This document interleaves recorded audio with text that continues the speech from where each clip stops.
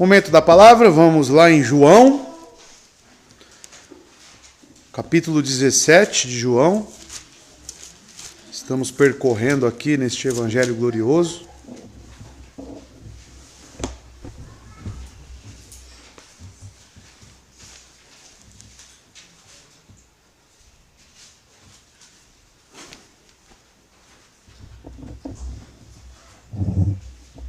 Hoje eu vou pregar aos irmãos aqui 4 versos, os versos 20 ao 23. Tá? Só abrindo aqui o sermão e vou fazer a leitura aqui na versão King James. O irmão pode acompanhar aí na sua Bíblia. Verso 20 ao 23... do capítulo 17 de João diz o seguinte, amados. E oro, não somente por estes, mas também por aqueles que, pela sua palavra, hão de crer em mim. Verso 21. Para que todos sejam um, como tu, ó Pai, estás em mim, e eu em ti, que também eles sejam um em nós, para que o mundo creia que tu me enviaste. Verso 22. E dei-lhes a glória que tu me deste, para que sejam um, como nós somos um. E o último verso, 23. Eu neles e tu em mim, para que eles possam ser perfeitos em unidade, e para que o mundo conheça que tu me enviastes, e que os amaste, assim como me amaste. Vamos até aqui hoje, tá? 4 versos para trabalharmos. Vamos orar. E conforme as Escrituras, conforme as palavras de Cristo, que o Espírito Santo nos guie, exponha os nossos pecados, santifique o seu povo e salve os perdidos, os seus eleitos que estão por aí. Vamos orar nesse sentido? Que haja fidelidade nas Escrituras, que venhamos a glorificar a Deus nesse momento também. Vamos orar. Deus eterno, Pai santo, Deus de glória, ó Pai, a Ti oramos neste momento, para que a Sua palavra, ao ser aqui ministrada, ela realmente tenha um impacto, penetre, Deus, na divisão da alma, para que realmente mexa com as nossas estruturas, que a Sua palavra venha trazer purificação, santificação, em cada um de nós. Que o Senhor nos ensine, pois ela é apta para isso. Que o Senhor nos exorte. Que o Senhor edifique a sua igreja. Dê mais comunhão à sua igreja pela sua palavra. Nos ajude. Me ajude como homem miserável que sou. Necessitado da sua graça. Da ação do teu Santo Espírito para expor com tamanha responsabilidade a tua palavra. E para os ouvintes, prepare os corações, Senhor. E que venhamos a glorificar o teu santo nome com aquilo que temos recebido de ti. Que possamos ser gratos ao Senhor. Mas que a sua palavra, Deus, nos guie. Que o Espírito nos mostre, nos ilumine para podermos entender o que o Senhor tem nos dito. Te agradeço e te peço, no nome santo de Jesus Cristo. Amém. Amados, aqui estamos na terceira divisão da oração de Cristo. Chegamos na terceira parte, lembrando das 3 divisões da oração sacerdotal. A primeira parte, que se compreende do verso 1 a 5, é quando Cristo ora pela obra redentiva em si, pelo plano, pelo propósito, fim do pacto da graça, para ele concluir isso através da sua morte e através do derramamento do seu sangue.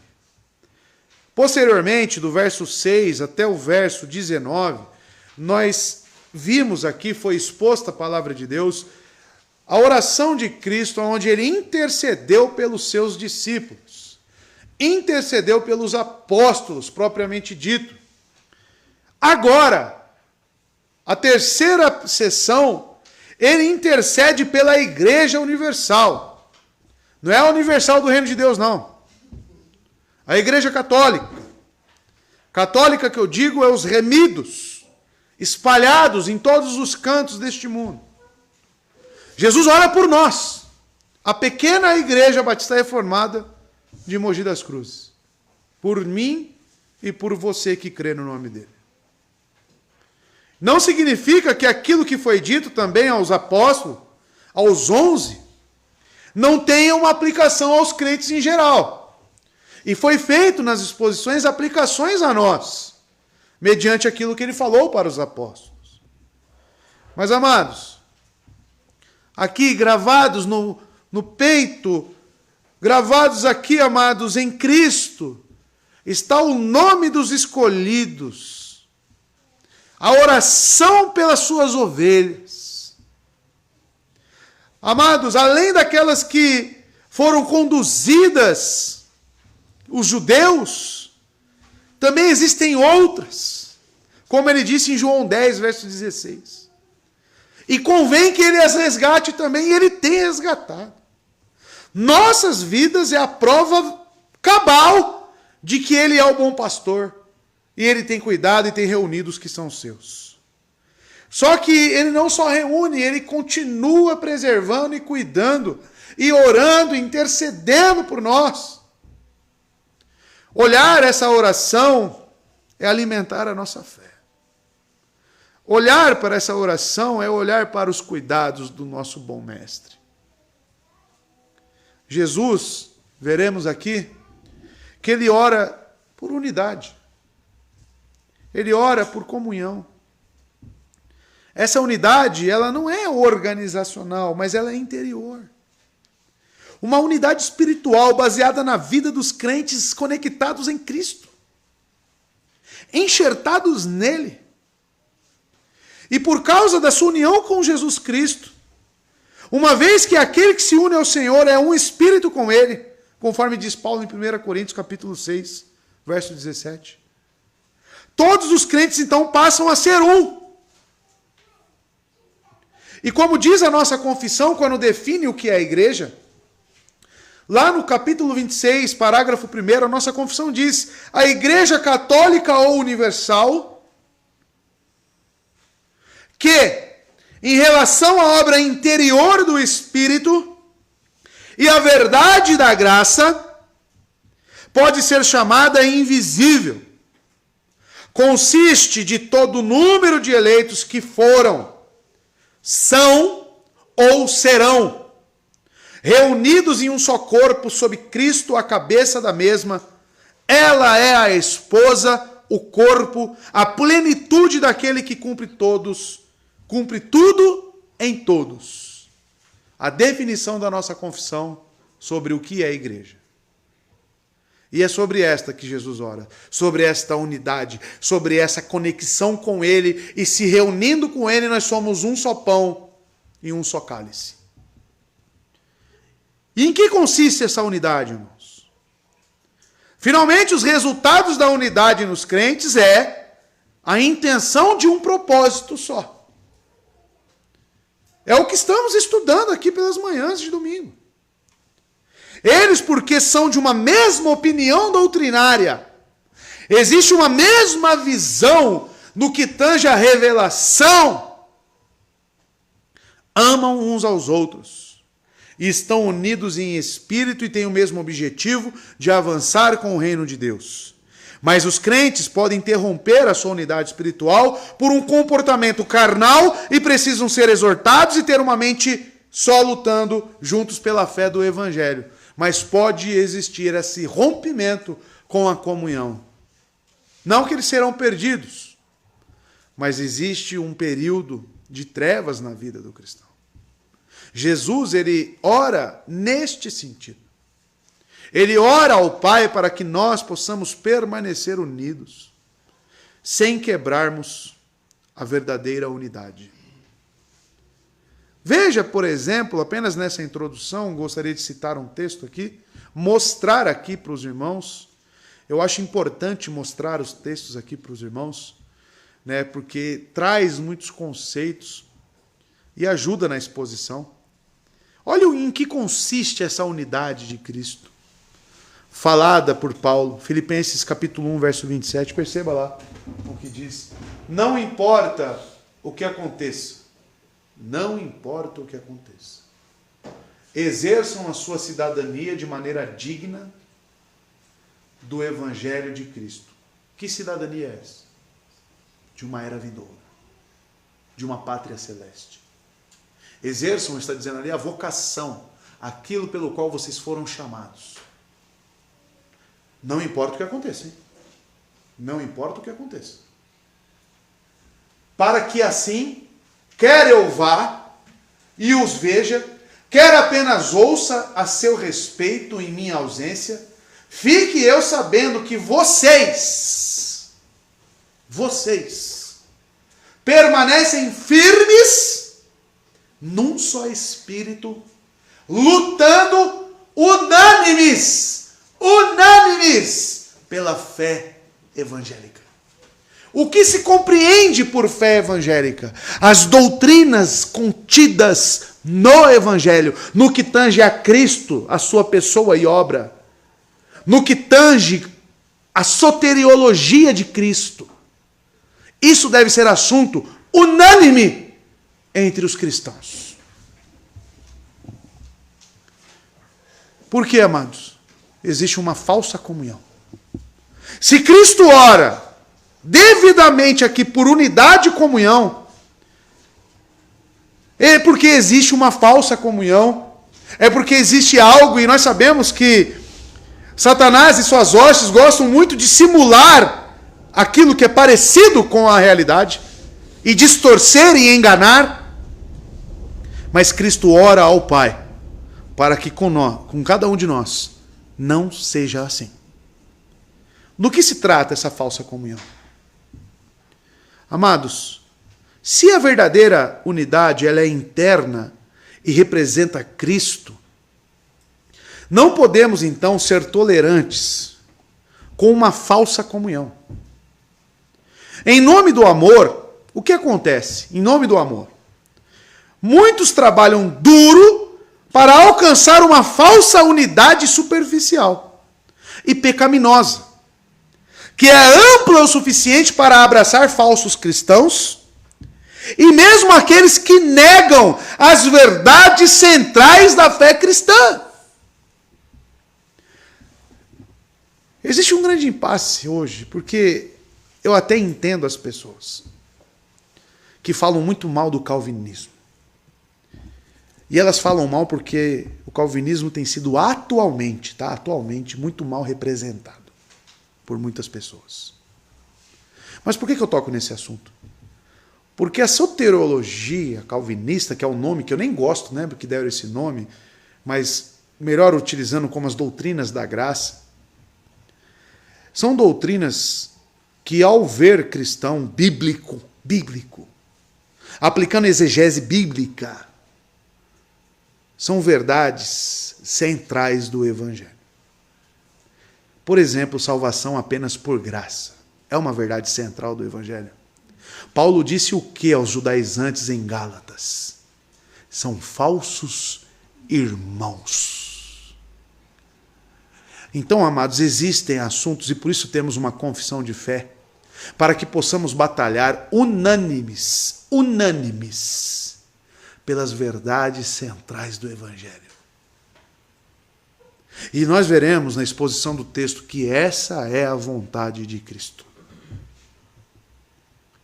Digo aos irmãos, é impossível você ter comunhão com alguém que crê que a salvação é por obras. É impossível. E nem está na vontade do próprio Senhor Jesus Cristo. Olha como é sério. Veremos isso na exposição do texto. Vamos entrar no texto, verso 20. utilizando João Ferreira de Almeida, que vai dizer o seguinte: e rogo não somente por estes, mas também por aqueles que pela sua palavra hão de crer em mim. Quando ele diz, e rogo não somente por estes, Jesus está direcionando aqui entre dois grupos, ele está fazendo dois grupos. Ou seja, de um lado aqueles já salvos, e de outro aqueles que seriam salvos pela sua palavra. Estritamente falando, é a distinção entre os 11, os apóstolos, porque tudo começou neles, correto? Os apóstolos foram o fundamento da igreja. Eles foram quem difundiu realmente o evangelho na diáspora. Paulo participou disso, nomeado como apóstolo também. Mas, amados, Cristo aqui direciona a sua oração para esses dois grupos. Então, amados, todos aqueles que são conduzidos à fé genuína em Jesus Cristo, por meio da sua palavra, são aqueles que são atingidos por esta oração. Quando ele diz aqui, rogo, não somente por estes, a palavra rogo aqui, não se trata simplesmente de um pedido. Amados, ele está aqui querendo dizer ao Pai que é desejo dele. Porque a palavra rogo, erotal, no grego, ela pode ser solicitar, pedir. Mas seria um pouco confuso ver Cristo pedindo algo, sendo que ele e o Pai se comunicam da mesma vontade. Eles têm o mesmo propósito. Cristo sabia claramente que ele veio a este mundo para morrer por aquele número exato que se compreende a igreja, os eleitos. Então, quando ele fala roga, ele está falando, Pai, eu desejo, eu quero.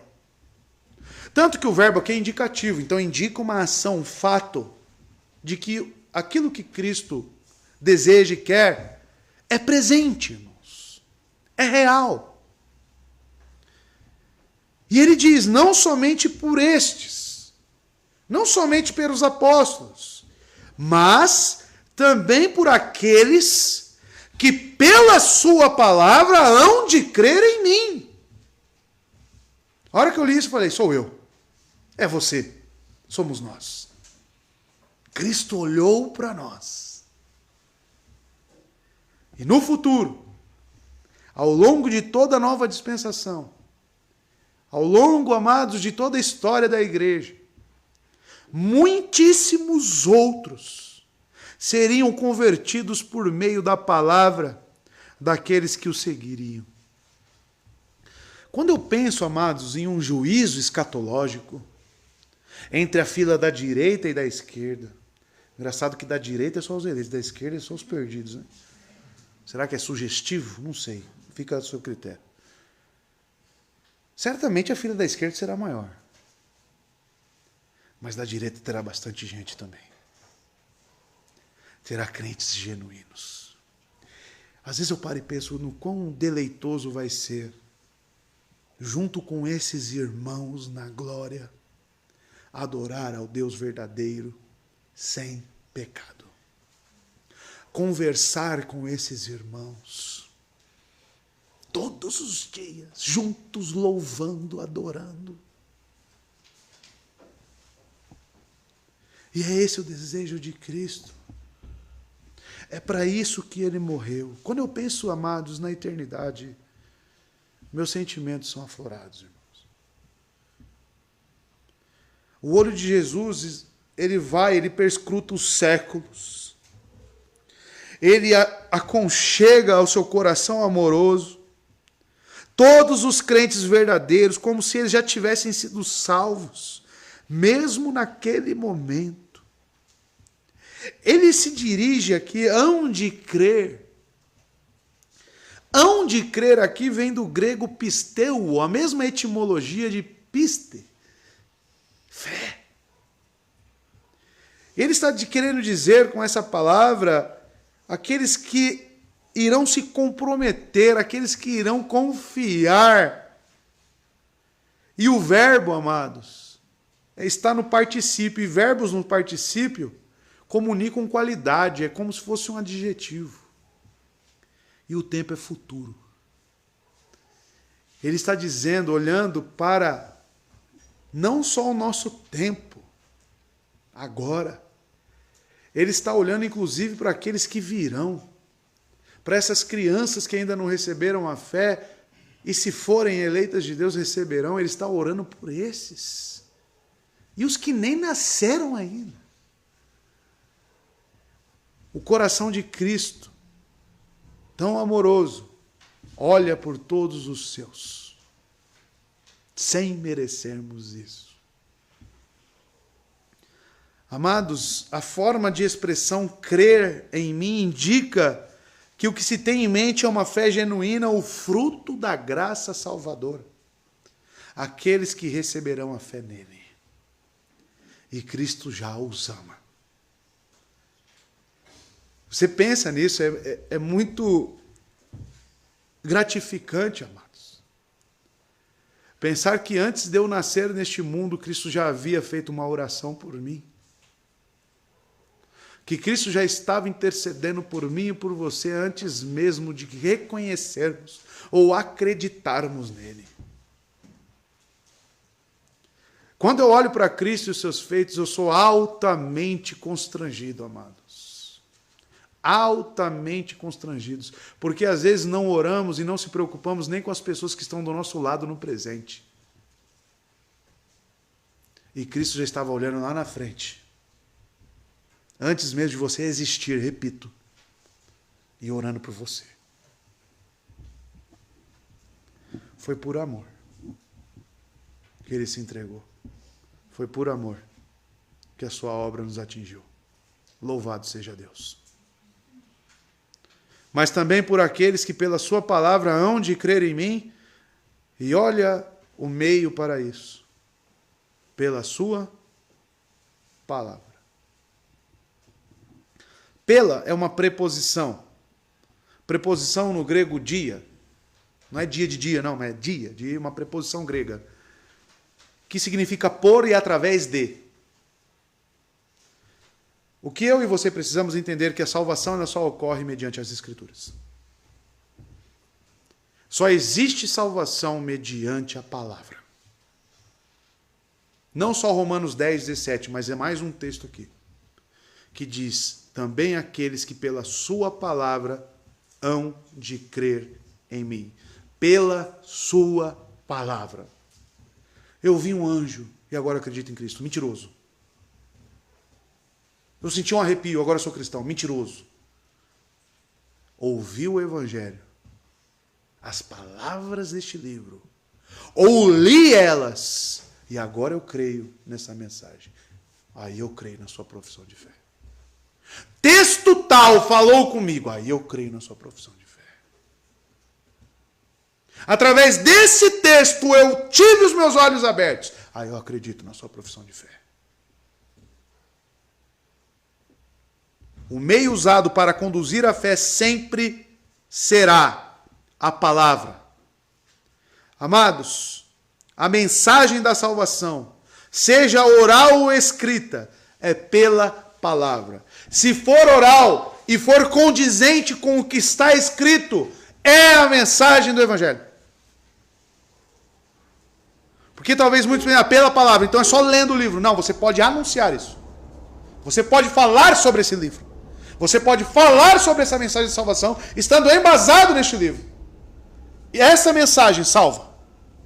Essa mensagem salva, e é por esses que Jesus está orando.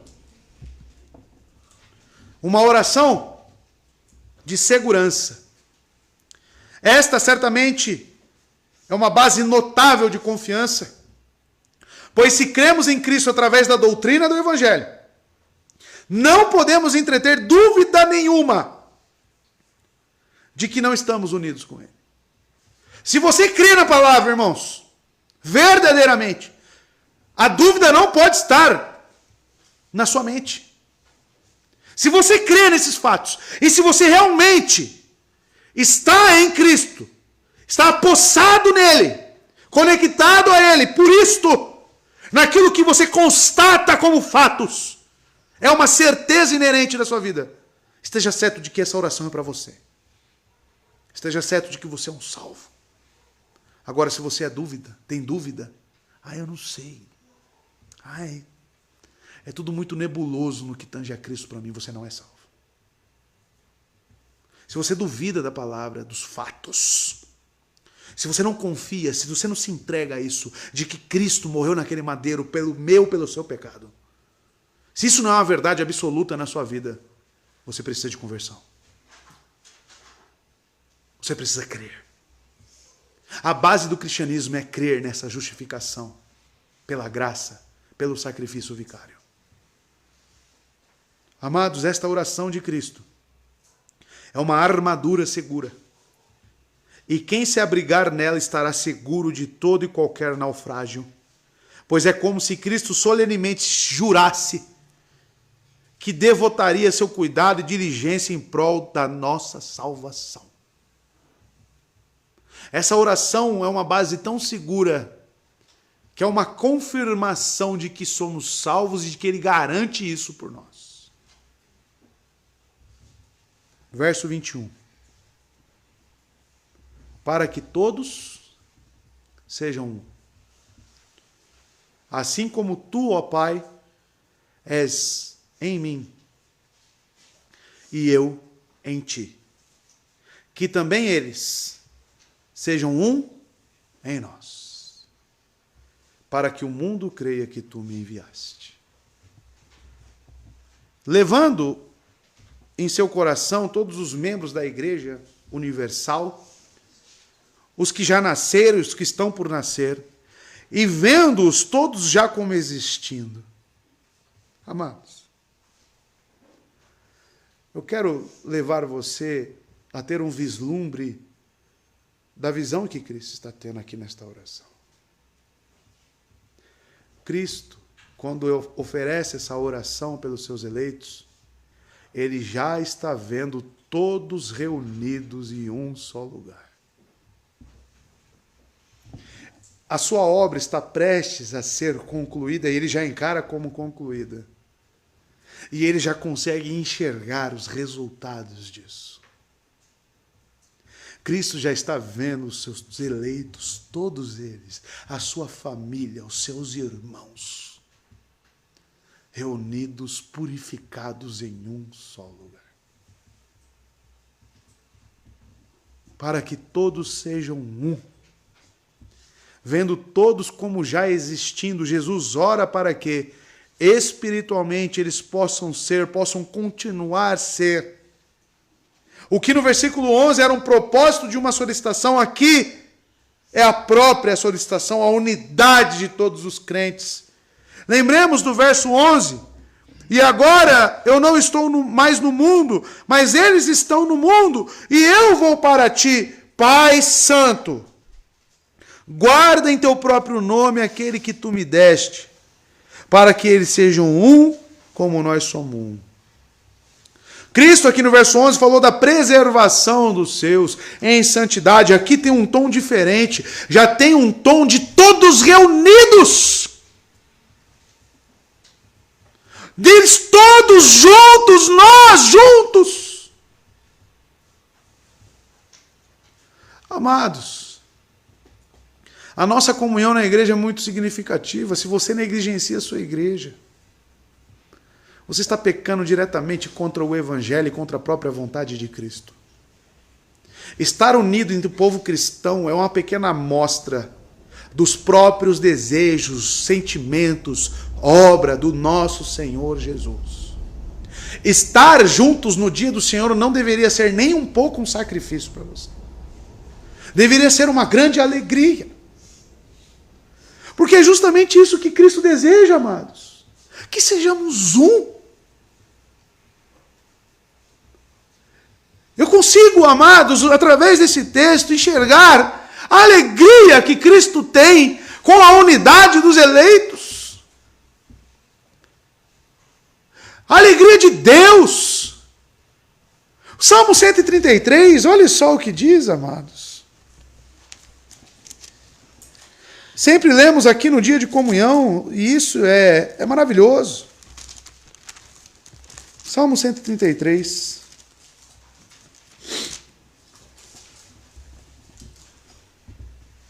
você consegue compreender esse salmo? À luz do que Cristo está aqui orando. O salmo diz: contemplai, então é digno de contemplação. O que é uma contemplação? Sabe aquele quadro lindo, perfeito, com as cores vívidas, que você olha e fala: que coisa linda. Contemplai. Quão bom e quão agradável. Quão bom, quão agradável é para os irmãos, para nós, para os irmãos, habitarem juntos em união. É como um unguento precioso sobre a cabeça que desce sobre a barba de Arão, que desceu às orlas de suas vestes. É como o orvalho de Hermon, como o orvalho que desceu sobre os montes de Sião. Pois ali o Senhor comandou a bênção, a vida para sempre. Através do orvalho, as plantas nascem, são regadas e se transformam naquele grande monte florido e belo. A barba, aonde se escorre o óleo, esse óleo é um óleo de consagração, dizendo: você é meu. Ou seja, a união entre os irmãos é para a contemplação da salvação eterna. É aqui que nós temos a constatação, quando eu estou unido com os meus irmãos em Cristo, professando a mesma fé, é que eu constato de que realmente eu estarei na eternidade. Agora, quando eu abro mão disso, quando eu não dou valor para isso, que tipo de eternidade você quer viver? Quando eu negligencio a igreja de Deus, eu estou negligenciando a própria vontade de Deus. A igreja, ela é de suma importância para nós. A comunhão. Porque só se existe igreja onde se existe a comunidade, a reunião dos santos. E sobre o que Cristo está orando aqui? Para que todos sejam um. O que é primazia na sua vida? A prioridade na minha casa, para mim e para minha esposa, é estarmos na igreja. Se a sua família não tem essa prioridade, sua família é uma família derrotada. Uma família já destruída.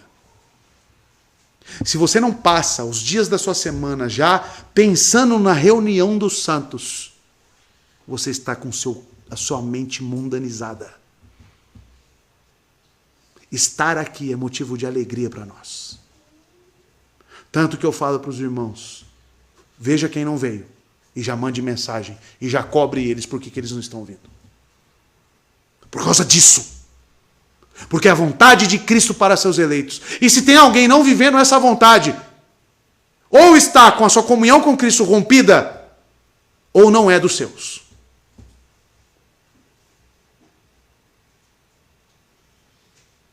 Nós temos que entender isso.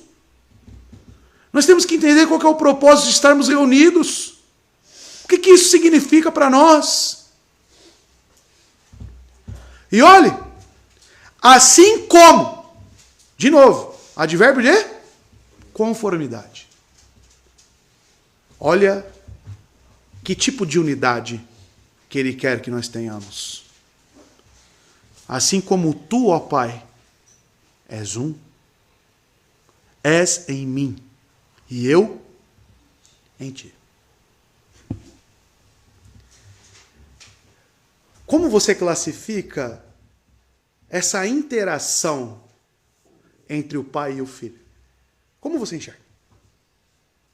Quando você vê nos evangelhos, lendo os evangelhos, o filho orando ao pai, se relacionando. Quando eu vejo, por exemplo, o meu alimento é fazer a vontade do meu pai. Que tipo de interação é essa? Que tipo de conexão é essa? Assim como tu, ó Pai, és em mim, eu em ti. A minha vontade tem que ser para isso.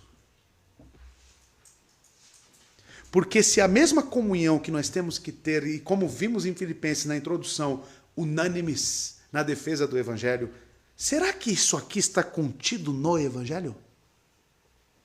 Qual é a sua dúvida? Será que você tem que defender isso? Será que você tem que viver isso juntamente com a sua família? Amados, isso é muito importante para nós. A unidade pela qual Jesus está orando não é meramente externa, irmãos. Ele pede que a unidade de todos os crentes seja parecida com a que existe eternamente entre o Pai e o Filho. Em ambos os casos, a unidade é de uma natureza definitivamente espiritual. Eu tenho que chegar para o Felipe no que tange nossa espiritualidade, tem que ser em comum. Eu tenho que falar sobre a cristologia com ele e ele falar, realmente, é isso que eu creio. Porque é a espiritualidade nossa. Se nós temos a fé no mesmo objeto e na mesma obra, e temos a mesma revelação, é para que haja o quê? A mesma fé. Eu me sinto muito incomodado com pessoas que falam, aquela igreja interpreta de tal forma. Mentiroso!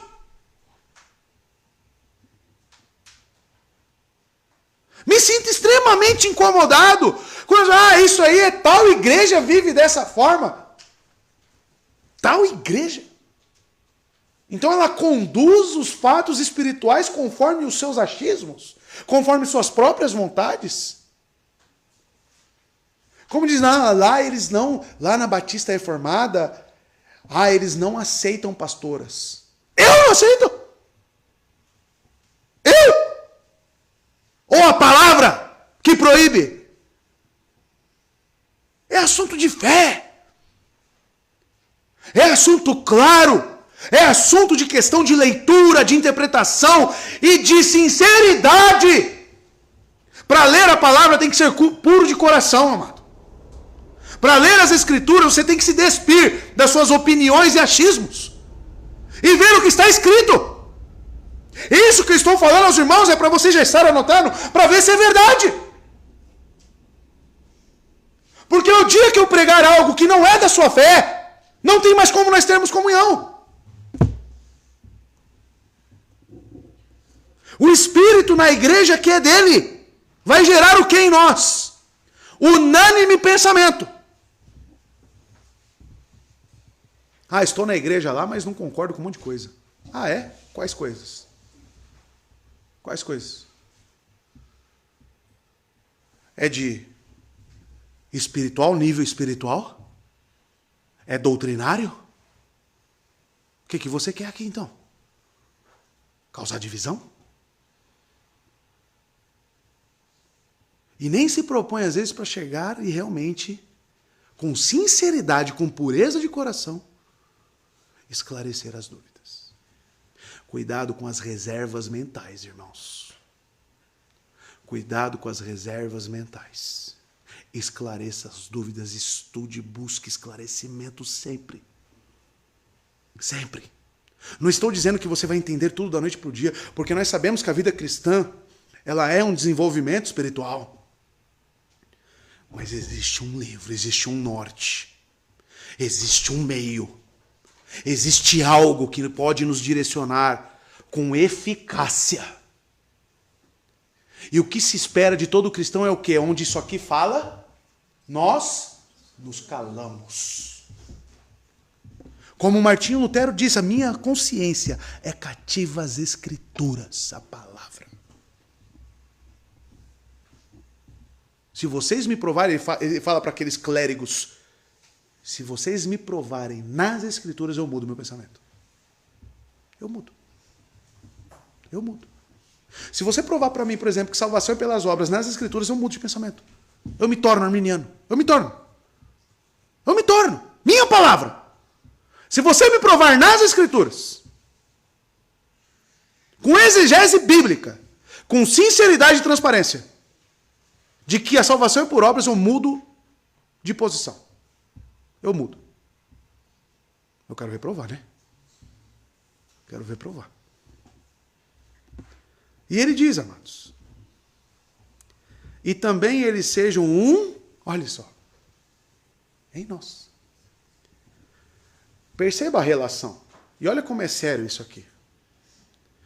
Assim como tu, ó Pai, és em mim e eu em ti, ou seja, a relação entre a Trindade, que também eles sejam um em nós. O que isso significa? Será que nós temos uma pequena demonstração da nossa espiritualidade, a nossa comunhão e unidade, daquilo que realmente recebemos na eternidade?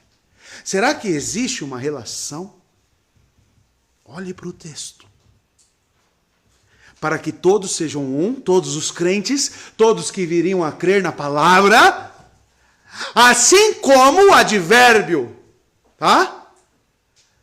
Assim como tu, ó Pai, és em mim, eu em ti, que também eles sejam em nós.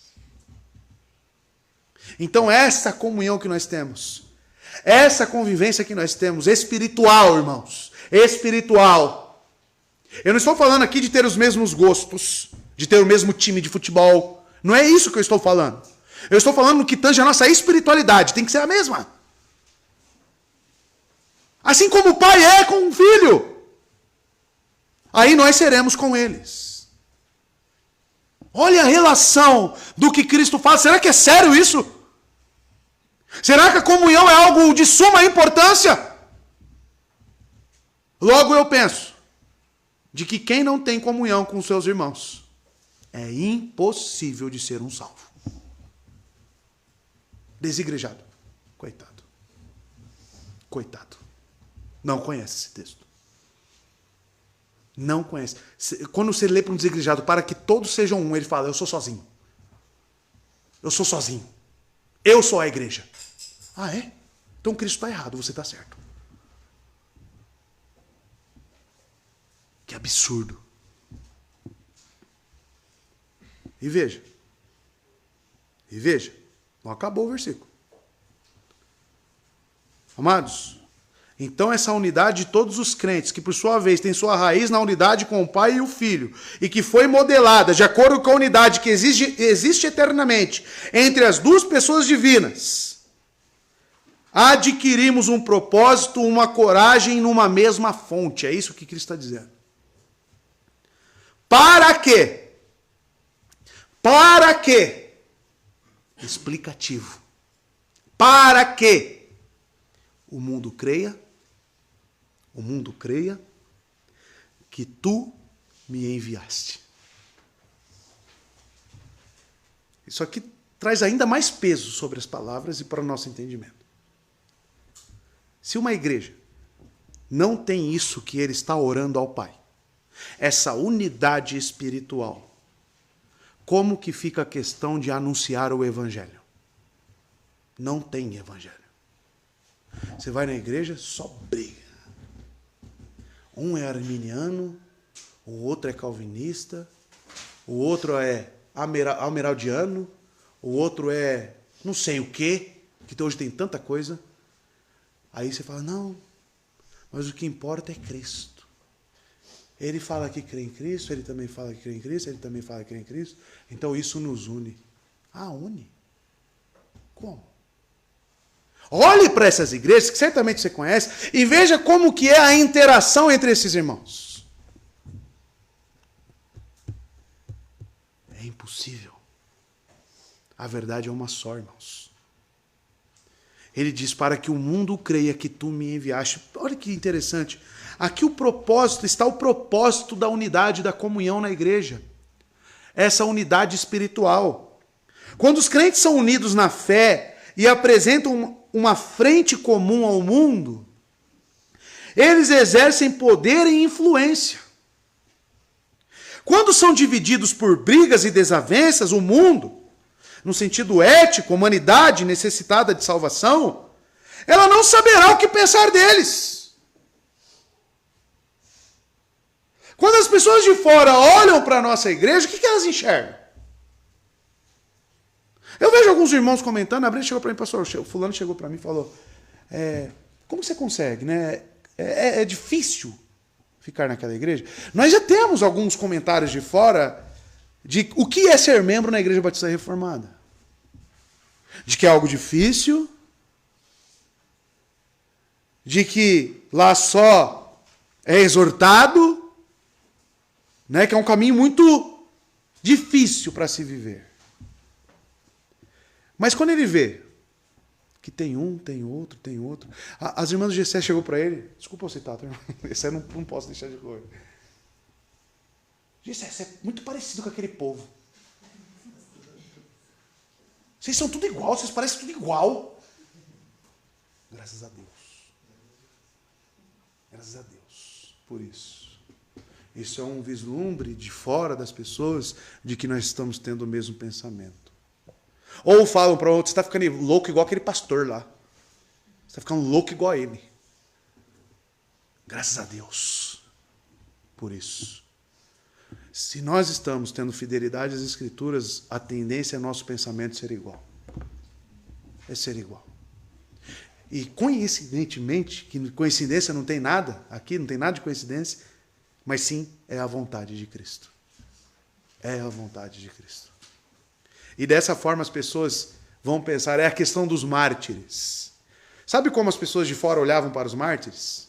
Eles morrendo pelo Evangelho? Se ele morreu por aquilo, a única saída que se tem é que aquilo realmente é uma verdade. Então, se eles veem os loucos como nós aqui, os lavagem cerebral, que falam de nós, estão vendo cada vez mais pessoas vivendo e tendo vidas transformadas, e isso que é importante, o mínimo que elas vão... Acho que deve ter alguma coisa diferente lá. Mas imagine se nós aqui, cada um estivesse para um lado, se só fosse briga, se só fosse desavença, as pessoas de fora iam olhar como para a gente? Como que ia ficar a mensagem do Evangelho? Para que o mundo creia que tu me enviaste. Como que ia ficar isso? A igreja, através da sua unidade, da sua cumplicidade, da sua troca em amor, da unanimidade de fé e doutrina, ela exemplifica em termos práticos para as pessoas de fora que Cristo veio a este mundo. Só que derruba um monte de igreja. 90% das igrejas é derrubada com esse texto. É destruída com esse texto. Destruída. Se o camarada, o pastor lá que está à frente da igreja, ler esse texto e olhar para a igreja, a realidade da igreja dele, ele tem que fechar as portas, se ele for sincero. Para tudo, para todo o trabalho, acaba. Porque se não tem isso aqui que Cristo está orando, que é a vontade de Cristo, não tem igreja. Não tem igreja. Por que eu acabei lá com o trabalho no Taboão? Por quê? Porque a hora que eu olhei para as pessoas, um odiando o outro, um crendo numa coisa, não, salvação, a criança é salva. Não, outro, não é salva não. Aí uma bagunça. A ponto de, você chegava lá no Taboão, e eu fiz muito essa pergunta, as pessoas do Taboão vão confirmar. Como que as pessoas aqui, lembra dessa pergunta, Rosina? Como que as pessoas do bairro enxergam essa igreja? Sabe como? A igreja das meninas. Era o rótulo da igreja. A igreja das meninas. Não é de Cristo, não? A nossa igreja tem que ser conhecida pelo nome de Cristo. E não pelo pastor André, e não por fulano ou ciclano. Tem que ser guiada. Isso só vai acontecer se nós formos guiados pela verdade. Fidelidade às Escrituras. É o testemunho de fé. Isso é testemunho. Testemunho do que cremos. Outro dia, apenas mais um exemplo para ilustrar isso. Minha sogra conversou determinado assunto com a Isadora e depois ela saiu e eu cheguei com a minha esposa. E ela veio tocar no mesmo assunto. Aí eu falei, vocês falam a mesma coisa. Tudo que você está falando aí, a Isadora falou também. Eu falei, que bom. Fiquei feliz. É exatamente isso. Então, amados, ela viu o quê? O que ela constatou? Aquela igreja está caminhando para o mesmo lugar. E tá aí, tá vindo aí com a gente aí, graças a Deus, né? Que ela fique. Que ela fique, se Deus quiser. Quando os crentes, amados, mostram na própria vida que estão com o Senhor, suas ações e atitudes falam mais alto do que as palavras e apontam para Cristo, como a fonte de sua força moral e espiritual. E isso é importante, não é só ser defensor de doutrina, mas viver as doutrinas que nós recebemos. Assim, aqueles de fora que anteriormente desprezavam a Cristo, começarão a pensar muito bem dele. Quando esse pensamento mudado faz parte de homens que antigamente pertenciam ao mundo, é aplicado ao seu coração pelo Espírito Santo, então eles creem que as maravilhosas histórias relativas ao caráter e à missão de Jesus Cristo são realmente verdadeiros. Eu tenho muitos amigos do mundo. E eu consigo falar com eles. E eles me respeitar. Temos uma amizade muito próxima. Né? Crescemos desde criancinha juntos. Mas quando eles me veem hoje, amados, eles podem falar. É somente Cristo que mudou a vida desse rapaz aí. E eles falam. Mas isso não deve ser só na minha vida, isso deve ser na nossa vida. Porque o mesmo Cristo que me transforma e me transformou, é o mesmo que te transforma. Então as nossas doutrinas aqui, não adianta nós levantarmos bandeiras de doutrinas, mas vivê-las. Aí sim vamos ter credibilidade. E a começar pela comunhão. Verso 22. Eu lhes dei a glória que a mim me deste, para que sejam um. Ele repete mais uma vez. Para que sejam um. Como nós somos um. Será que é da vontade de Cristo essa comunhão? Essa unidade? Repito, não é meramente externa, mas interna, espiritualmente falando. Eu lhes dei a glória que a mim me deste. Quando os crentes estão em Cristo, amados, então Cristo está neles. Essa é a glória deles. Por glória que me deste, Jesus tem em mente o fato de que o Pai se manifestou no Filho. Porque ele fala, como tu, como nós, somos um. E ele diz, por eu lhes dei, ele quer dizer que ele, Jesus, se manifestou na vida dos crentes. Pode dizer assim, somente Cristo sempre vivendo em nós é a sua glória. Aquele que se gloriar, se glorie no Senhor. Quando Cristo fala, eu lhes dei a glória que a mim me deste, o que ele está querendo dizer? Quando Cristo, sendo igual a Deus, como que é o início do Evangelho de João? Vamos relembrar? Capítulo 1, verso 1, para você entender esse verso. Tá? No princípio era a palavra estava com Deus, e a palavra era Deus. Ou seja, a própria glória de Deus. Essa glória aconteceu o quê? Veio a este mundo e se manifestou. Ou seja, o próprio Deus se manifestou entre os homens. E ele se revela através de nós. Como conhecemos a Cristo? Visivelmente falando. Através da vida dos crentes reunidos, pela mesma fé, pela mesma palavra, pelo mesmo Espírito, pelo mesmo batismo. Eu lhes dei a glória que a mim me deste. Amados, a glória é concedida, que se observe aqui que enquanto um padrão de perfeita felicidade era exibido em Cristo, ele nada possuía que lhe pertencesse peculiarmente, mas antes era rico a fim de enriquecer aos que criam nele. Nossa felicidade está em termos a imagem de Deus, restaurada e novamente formada em nós, a qual foi desconfigurada pelo pecado, porque éramos errantes, E quando Cristo se manifesta a nós, nós temos essa imagem transformada a dele. Somos conformados a ele. E por isso a necessidade da santificação, a qual ele já disse: Pai, santifica-os pela tua verdade. Por que ele precisa fazer isso? Porque é se revelar, essa glória será transmitida ao mundo através da transformação desses crentes. É o que diz Paulo em 2 Coríntios capítulo 3, verso 18. Olha só o que Paulo diz. E todos nós, igreja, tá? Que com a face descoberta contemplamos a glória do Senhor, e contemplamos realmente. Segundo a sua imagem estamos sendo, olha lá, segundo a sua imagem. A imagem de quem? De Cristo.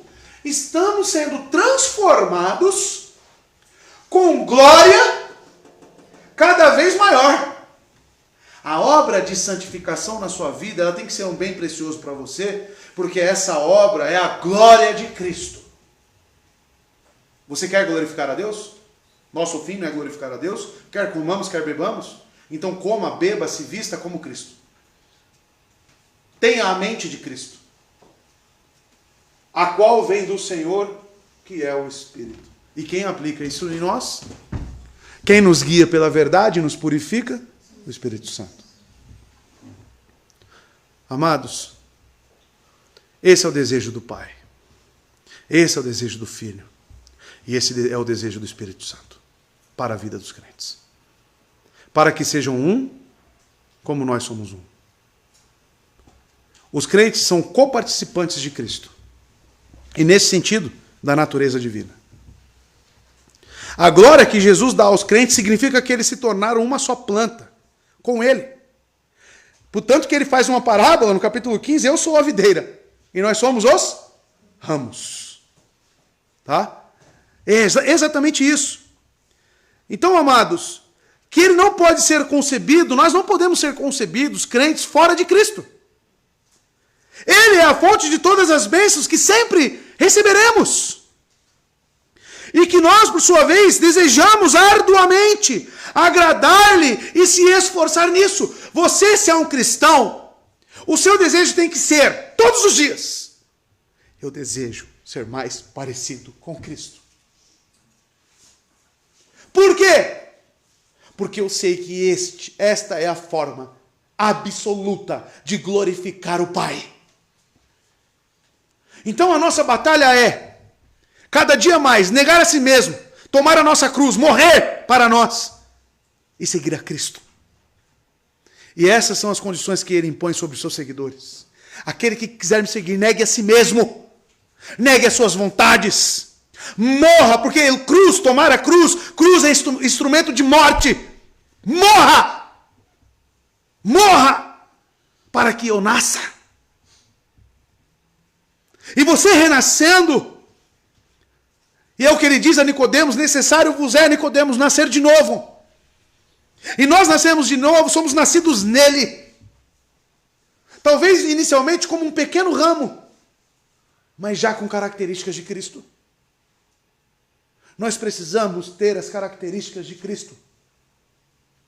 E é dessa forma que todos nós temos a mesma característica. As pessoas de fora têm que olhar para nós e enxergar o rosto de Cristo. E se tem alguém neste corpo manchando a imagem de Cristo, tem que ser feito o quê? Removido. Porque o que é preservado é a imagem de Cristo. E essa é a base da nossa unidade. Esses são os verdadeiros cristãos. Aqui entendemos a vontade imperativa do verso 17, irmãos. Os crentes, infalivelmente, são transformados à sua imagem. Qual que é a vontade imperativa no verso 17? Santifica-os. Está no imperativo. Daí se segue que ninguém deve ser considerado entre os discípulos de Cristo, a menos que percebamos a glória de Deus impressa nele. E olha, irmãos, existem pessoas que se denominam cristãos. Só que você olha para o camarada, e você também já deve ter visto, não dá para enxergar nada de Cristo. Não estou falando dos irmãos, porque aqui existe critério, graças a Deus. Mas existem cristãos aí fora. Igrejas aqui ao nosso redor que falam, eu sou cristão. Você olha, Você. Você. E traz vergonha para o nome de Cristo. Cristãos, como a Brenda compartilhou, uma pessoa falando, se diz cristão, mas a boca mais suja que um bueiro. Mais suja que um galinheiro. Já entrou no galinheiro? Já viu como é sujo o galinheiro? Cheira mal. Tem crente que cheira mal. Paulo diz que os crentes têm um aroma de Cristo. Muda. Sua afeição muda. Tudo muda na vida de um cristão. Esses são os verdadeiros e é isso que deve ser preservado. Essa é a unidade espiritual que nós temos. Nós temos que ter essa unidade espiritual a ponto de trazer a glória de Cristo em nós. Isso é ser cristão. Isso é ser cristão. Verso 23. Eu neles e tu em mim, para que eles sejam perfeitos em unidade. Mais uma vez, ele fala de unidade. A fim de que o mundo conheça que tu me enviaste, e que os amastes a eles, assim como me amastes a mim. Aqui nós temos uma prova de como saber se Deus nos ama ou não. Tem muitas pessoas, eu tenho dúvida se Deus me ama. Então você deve olhar para esse verso e entender se realmente você está no amor de Deus. Vamos ver. Ele diz, eu neles e tu em mim. Quando Deus habita no Filho, e ele, por meio do Espírito, habita naqueles que depositaram nele a sua fé, a sua confiança, então, naturalmente, esses crentes se tornam coparticipantes de todas as riquezas que estão em Cristo. Quais são elas? Entre elas, perdão, justiça, amor, citado aqui, conhecimento e sabedoria. Então, amados, aquilo que encontramos, as riquezas encontradas em Cristo, são comunicadas a nós. E é isso que ele quer dizer quando eu estou neles e tu em mim. Essa é a glória. O perdão, a misericórdia, os atributos de Deus. E veja, para que eles sejam perfeitos em unidade. Amados, sejam perfeitos aqui vem do grego teleio. Significa se tornar completo.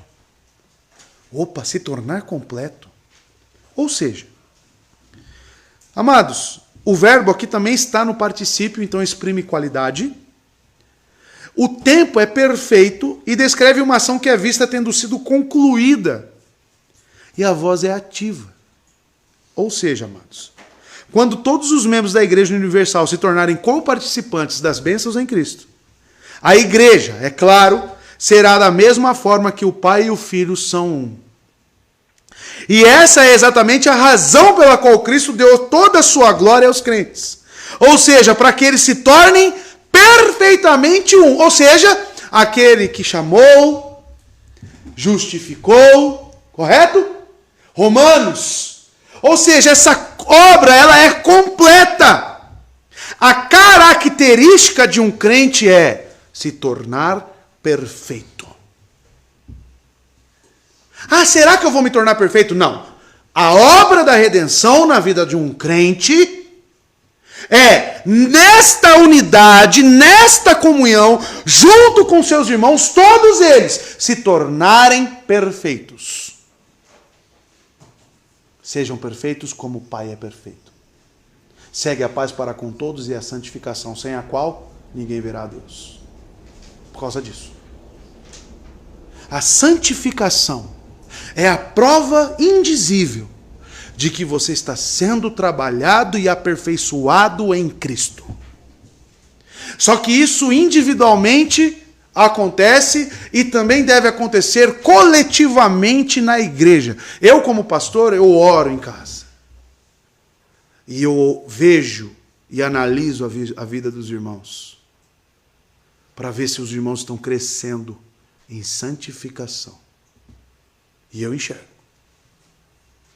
Eu sei claramente como que você entrou aqui nessa porta dessa igreja. um dia.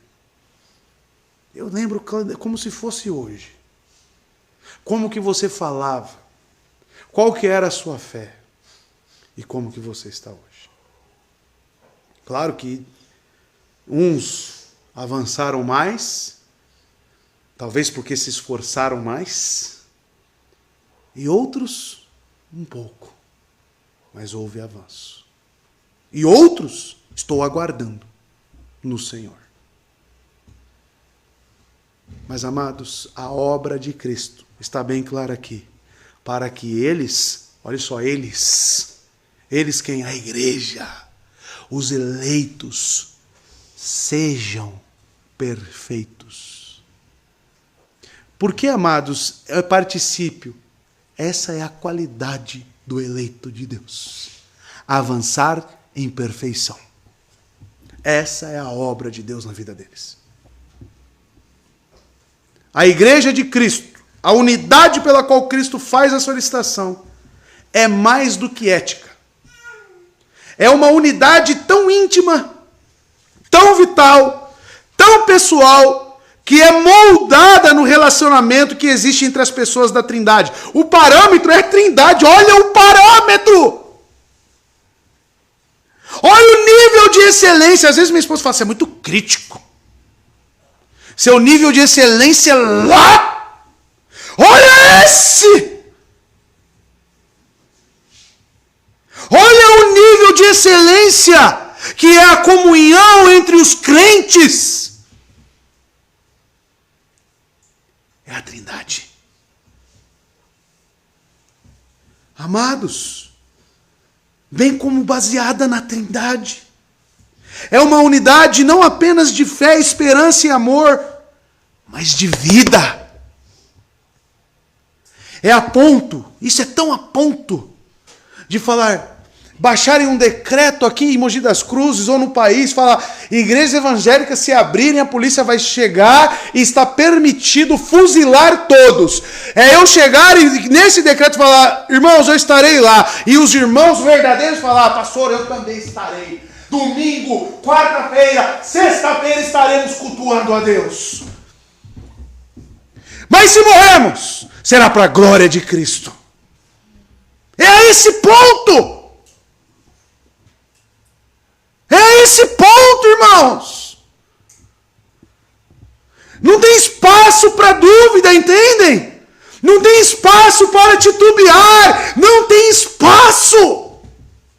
É absoluta certeza de fé. De que se estamos reunidos em nome de Cristo, estaremos com Ele na glória. É isso. Ser igreja é muito, muito, muito significativo. A ponto de que sem isso eu não existo, irmãos. Se me tirar isso, eu perdi meu propósito de vida. E não é porque eu sou pastor, não. Se me enviar para a África, eu vou procurar uma igreja bíblica. Para mim ficar lá com aqueles irmãozinhos lá. Imagina um branquelo no meio lá daqueles irmãos. O que é esse cara aí? Mas eu vou querer estar lá e vou amá-los, amar eles e querer cultuar a Deus com eles. Aonde quer que esteja. E tem. E eu tenho certeza absoluta que tem. Tem. Porque Deus está salvando os seus eleitos nos confins da terra. E a comunhão que eu tenho com os irmãos aqui, eu posso ter com qualquer outro. Que seja genuíno e verdadeiro. É tão lindo, irmãos. Quando você conhece um estranho. E quando você começa a falar das coisas de Deus, você fala, eu creio nisso. Você fala, é mesmo? Aí você, isso aí, é isso mesmo. Aí você, nossa, como você descobriu isso? Nossa, o que você passou por isso? Eu também passei por isso. E você fica doido. Você fica maluco. Você fala, vem aqui, meu irmão. Aí você abraça ele, quer beijar ele. Fala, é nóis, estamos juntos. Só não vou gritar aqui, né? Mas é uma alegria, irmãos. É uma alegria. É glória. Agora nós temos que ter esse mesmo pensamento. Nós temos que ter o mesmo objetivo. Porque é dito aqui no verso. Olha como ele diz, depois, para que eles sejam perfeitos em unidade, E mais uma vez, olha como ele atrela. A fim de que o mundo conheça que tu me enviaste. Ele não disse isso no verso anterior? Quando ele disse lá no verso 21, para que o mundo creia que tu me enviaste, ele repete. Ele repete. Essa é uma vontade inerente de Cristo, é uma vontade tão perfeita em Cristo, que é isso que irá acontecer com a igreja verdadeira. É isso que acontece com a igreja verdadeira. Ele diz, irmãos, a fim de que o mundo conheça que tu me enviaste. A igreja, desse modo unida, por meio da palavra e do Espírito, exerce uma poderosa influência sobre o mundo. Ser embaixada de Deus, o que estamos estudando sobre o propósito da igreja, está aqui, irmãos. Quem não veio de manhã, assista, tá? Porque eu estou vendo que os irmãos estão nem vendo as pregações de Gênesis. Depois vai ficar aí. O que aconteceu lá com Adão e Eva? Ah, pastor, mas aí, quem comeu o primeiro fruto? Tá? Tá lá! E você não está vendo. Tá nem participando do culto. De manhã só estava a Rosina lá vendo. E o meu espião tá ali, ó. Na frente do computador lá. E eu perguntei quem estava vendo. Ele fala, só fulano. Eu falei, deixa comigo. Deixa comigo. E aí, irmãos, a igreja, desse modo unida por meio da palavra e do Espírito, exerce uma poderosa influência sobre o mundo. Ao falar dessa influência, Jesus virtualmente repete as palavras do verso 21. A santidade vivida através da palavra pela igreja comprova para o mundo que o cristianismo é real. É real. Mas eu te pergunto, você tem vivido o que a sua igreja tem proposto? Você está unido com a sua igreja? Realmente as pessoas podem olhar para você e falar, ali está um cristão. Porque eu vejo a luta, eu vejo o amor que ele tem pelos irmãos, eu vejo a obra de santificação. Aí eu olho para os irmãos da igreja dele e eu vejo a mesma coisa. Por isso, amados, que quando você peca lá fora, você dá escândalos lá fora, você não está carregando apenas o seu nome, não. E eu já vi isso diversas vezes acontecer lá, o fulano. Isso aí não é da igreja lá do pastor André, não? Isso aí não é lá o Felipe não é lá da Batista Reformada lá, não? Aí eu sou jogado no mesmo nicho que o camarão. Não estou falando que ele pecou, não, tá?